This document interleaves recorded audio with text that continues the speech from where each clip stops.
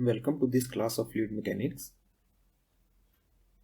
Today, the topic that we are going to discuss is classification of fluid flows. Fine. So as we know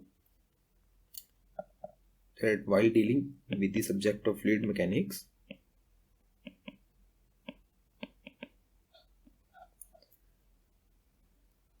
we basically tackle the behavior of fluid, whether it is in motion or it is in rest, right? So the two branches that we study in fluid mechanics is, one is fluid statics and the second one is fluid dynamics. Fluid dynamics. Fine. Fluid statics we have already discussed in class, right? We have already discussed.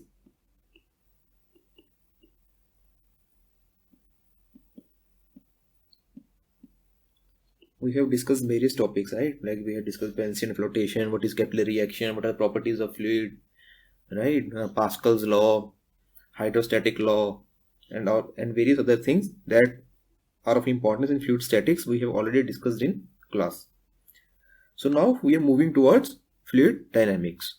Like in last class, we have studied about fluid flows, right? We have studied about what is control volume, why control volume is important. So now we will move a step further. Now while studying fluid dynamics, there are two branches in fluid dynamics further. Okay. What are those branches?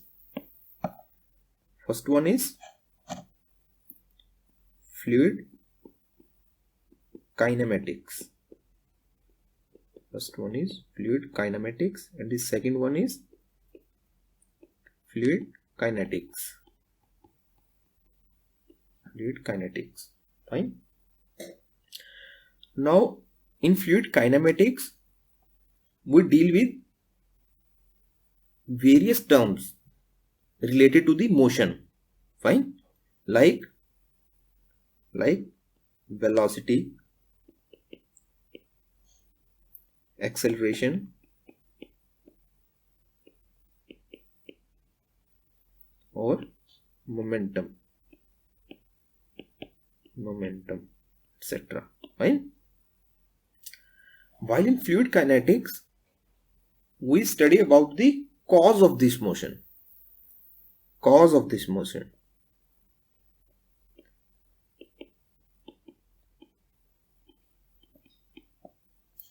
That is, what can cause the motion?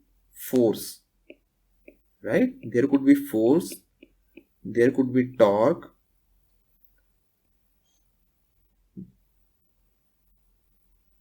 there could be some pressure, energy, and so on. Fine.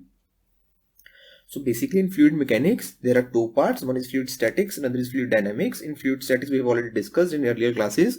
In fluid dynamics, we have two further parts, right? One is fluid kinematics, another is fluid kinetics. In fluid kinematics, we study about the motion. We are not worried here about the cause of that motion. What is causing that motion? We are only studying the motion. Fine. What is the velocity of my fluid particle? What is the acceleration of my fluid particle? Right? However, in fluid kinetics, I study about what is causing that motion. From where the force is coming.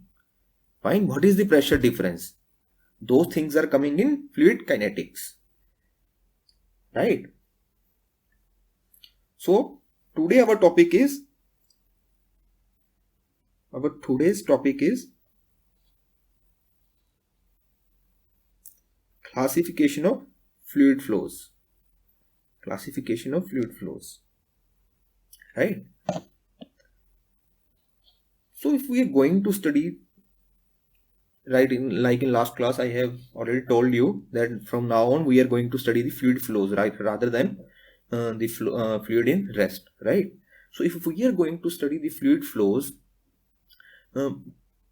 we know that fluid can behave in a very separate ways, right, depending on the situation. So there are some common classifications of fluid flows, right? If we know about that classification, then we can analyze it quite easily, because we know that for certain classification the fluid behaves in a certain way. Fine. So it is usually very convenient to classify them on some common characteristics, so that it is quite feasible to study. So what are those classifications? I am going to tell you in this class. Fine. So first classification, we will go step by step. First classification that I am going to discuss is Lagrangian versus Eulerian flow. This is my first classification. Lagrangian versus Eulerian flow. Now, what is the difference between Lagrangian and Eulerian flow?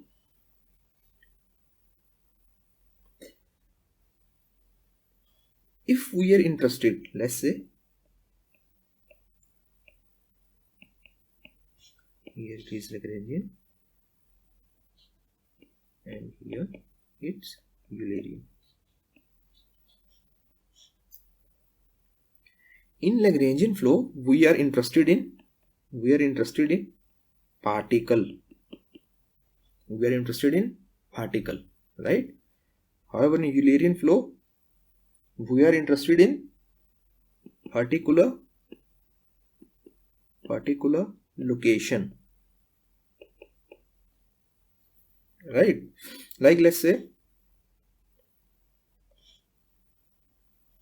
this is some pipeline, right? And these are some fluid particles flowing over. This is some fluid flowing in this pipeline. Fine. So if I am interested in, let's say this is particle 1, right? This is 2, this is 3 and so on. So if my topic of interest is how this particle 1 is behaving, right? If I am going to study of particle 1, that is with time how this particle is traveling, how the behavior of this particle is changing. If I am interested in this particle, that is a particle based approach, that is called a Lagrangian flow. That is, we are interested in particle based approach. However, in Eulerian flow, let's say this is a pipeline. This is a pipeline and this is a flow. In Eulerian flow, I am interested in location, right? Like we have discussed in last class, we are basically interested in control volume based approach. Mostly we are going to study in our subject is Eulerian flow. Fine. We are interested in location based approach. So what happens in this case? We are not interested about particles. We are interested about location. We fix a certain location and we do study about that location only, that how the fluid is coming in, how the fluid is going out, how what are the enthalpy changes going on in this fluid and all that. Fine.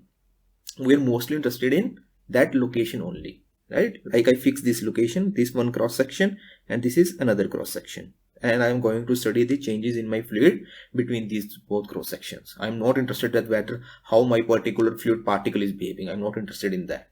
I am interested in locations. So that is called Eulerian flow. Fine. I hope you are clear about Lagrangian versus Eulerian flow. That was a small concept. Moving on, second classification. Fine. Second classification, very common and very important: steady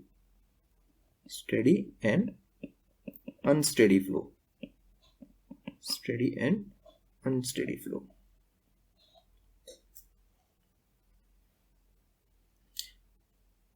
Now, if my fluid properties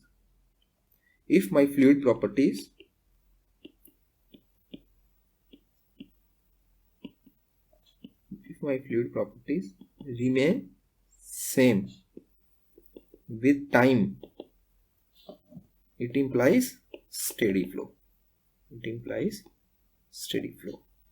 However, if my fluid properties changes with time, it implies unsteady flow.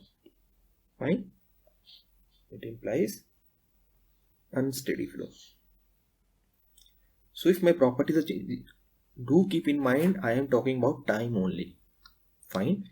If at a particular location, like in Eulerian approach, if I'm at a particular location, I am studying about a fluid. If at that location my fluid is changing properties with time, then that is a unsteady flow. Fine. If my fluid is not changing properties with time, that is a steady flow. Like if I say that at this location my pressure is always remaining some XYZ quantity, it doesn't change with time, then that is a example of steady flow. Mostly we are going to study about here is steady flow, right? That is, let's say let x is a fluid property. Fine. Let x is a fluid property. Then I can say that dx by dt at particular location xyz, this is showing the coordinates. What does it mean? That at certain xyz coordinates we are talking about, we are not changing the location, we are only talking about with respect to time. At a particular location, if my fluid is not changing properties with time, it means dx by dt at that location will be equal to 0, which implies this is a steady flow. Clear? Or otherwise, if it's not equal to 0, it implies unsteady flow. Unsteady flow. Right? Moving on. Third classification. What's it?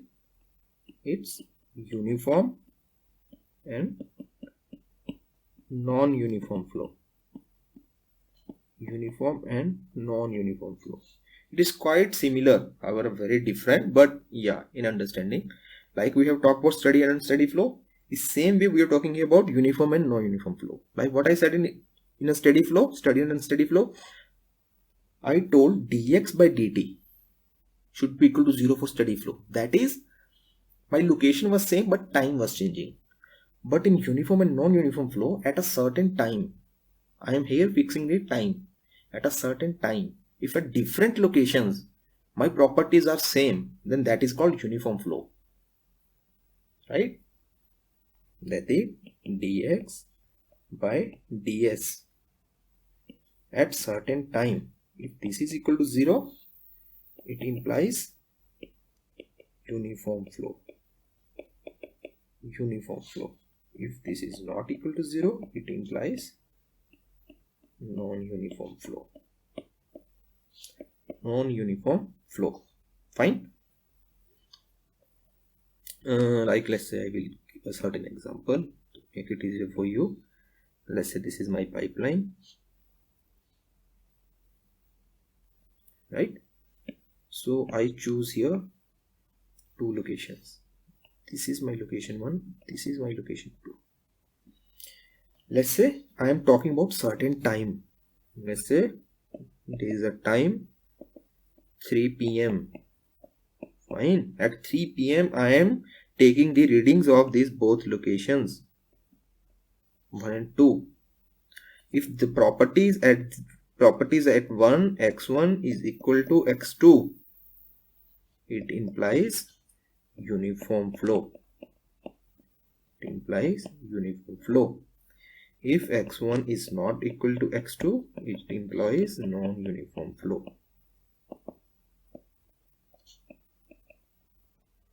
Right? Similarly, let's say I take further readings at 3:15 p.m. after 15 minutes. Right? Let's say I take the readings at both the points. One is x3, another is x4.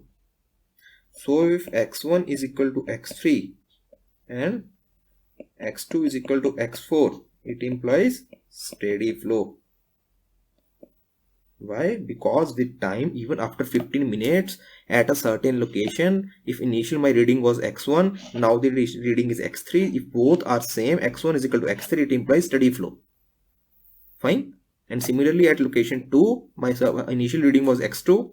Now my reading is x4. If x2 is equal to x4, it implies steady flow. So in uniform and non-uniform flow, In uniform and non-uniform flow, I am talking about locations. However, in steady and unsteady flow, I am talking about time. Clear? Let's move further.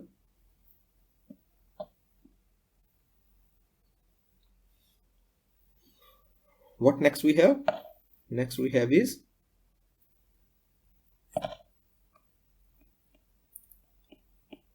laminar versus turbulent flow. Laminar versus turbulent flow. So what is laminar flow? If our flow is very smooth and in a very orderly manner, right? Like there are very smooth layers of flow, fluid motion, then that is called laminar flow. What is laminar? It implies smooth, orderly, fine, in a very order. There is no chaos in our fluid.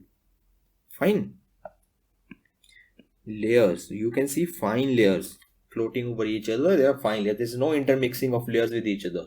That flow is called laminar.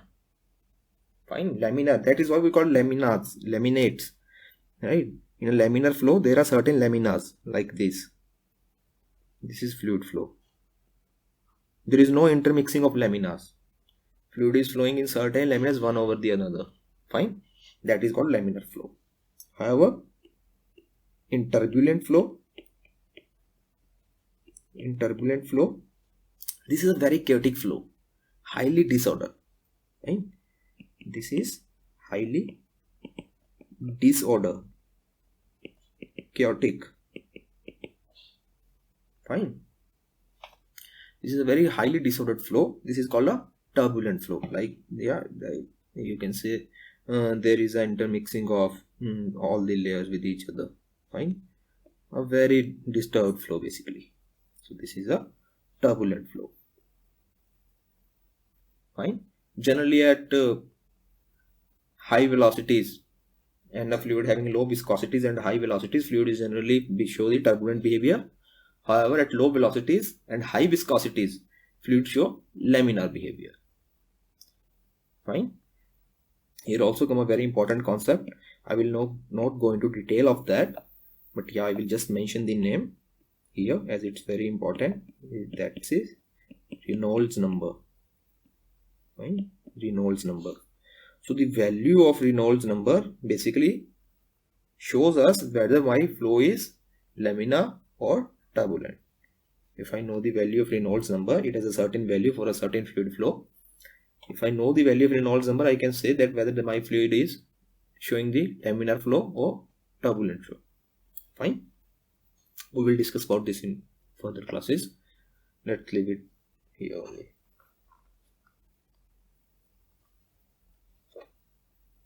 Fine. Basically, laminar flow is very much predictable. Fine. However, turbulent flow is very difficult to predict or analyze. It's quite complex to analyze. Turbulent flow, laminar flow is quite easy to understand as their losses are very predictable here in laminar flow. However, in turbulent, studies are quite complicated. Fine. What's another type of flow? Moving to next classification. We have fifth classifications, right? We have very understandable from the name only, compressible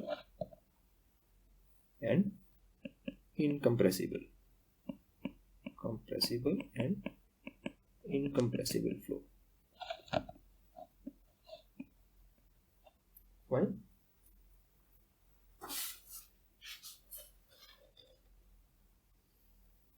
So what does it mean? If density of fluid remains constant, it implies, if density of fluid remains constant, it implies incompressible. Incompressible, right? That is, my fluid is not getting compressed. Its density remains constant. throughout the flow. That is incompressible flow. However, if density of fluid changes, it implies compressible flow. It implies compressible flow. Fine. There are two types of flow in this category. One is compressible, another is incompressible. So if density remains constant, that is my fluid is not getting compressed. However, if density changes, it is compressible. Fine. The very common, very understandable example is liquids and gas, right? Both are fluids, we know. In fluids, liquid and gases both came. Fine. So liquids are generally I am writing generally now. Fine. Are generally incompressible. Yeah, it's quite hard to compress water. You know this, no? However, gases are generally compressible. Fine. Gases are generally compressible. These were the main types. You can also talk about some other types. Right. This list is not exhaustive. Basically, you can classify the fluids in quite a number of ways. Fine. Depending upon the type of your study, we can define it in many ways. Like there is one other type if you want to discuss. Like there is natural versus forced flow. Natural versus forced flow. What is a natural flow?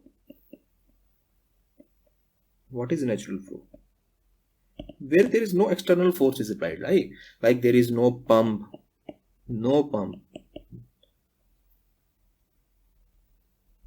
What is a natural flow? There is no pump or no external force. No external force. Wait, see, now you will say that if the fluid is flowing, there must be a certain pressure difference, there must be a force is necessary, otherwise how the flow will take place. Fine, you are actually right. But the thing is, if I am not providing the external force, if it's not consuming my energy, right? Like the winds are flowing. We daily see that winds are flowing. Why winds are flowing? Because there is a certain pressure difference in a coastal areas, in a hot areas, due to climatic changes. There is a certain pressure difference occurring over the regions, because of which the wind flows. That is a natural flow. However, what is forced flow? What is forced flow? Now, if you make the use of fan, right? You use fan or cooler to get some extra air. You are feeling hot in a hot climate. Nowadays, it's very hot. So let's say you use the fan or cooler because the natural flow of wind is not sufficient for you. So you are using some external energy in fan, cooler. That is called a forced flow. Fine. One is natural flow, another one is forced flow. In similar way, you can classify the fluids in quite a number of ways. Fine. So if you can came across any another classification, do tell me in comments. I will also be looking forward to interact with you guys. Fine. And please do provide feedback whether you like the lecture or not, or there are some changes that you'd like to make, that how I deliver this lecture. Fine. It will be really helpful. If you have any doubts, then you can post it in comment sections also. Bye bye. Take care.